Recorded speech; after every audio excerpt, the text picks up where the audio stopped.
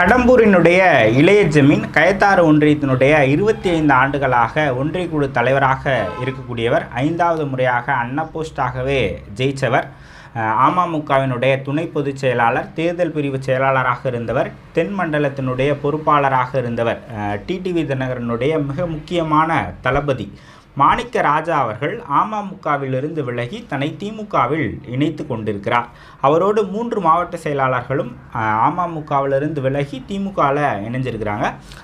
அமமுக ஆரம்பிக்கப்பட்டதே அதிமுகவை எதிர்த்து தான். இந்த கூட்டணி முடிவு எங்களுக்கு உடன்பாடு இல்லை, அதனால் நாங்கள் விலகுறோம் அப்படின்னு மாணிக்க ராஜா அவர்கள் சொல்லியிருக்கிறார்.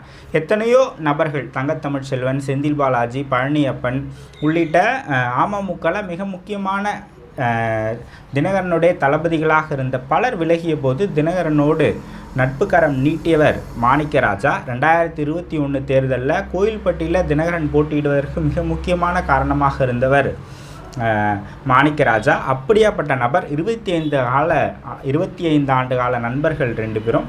ஆனால் இன்றைக்கி அவர் அமமுகவிலிருந்து விலகி திமுகவில் தன்னை இணைச்சிக்கிட்டு இருக்காரு.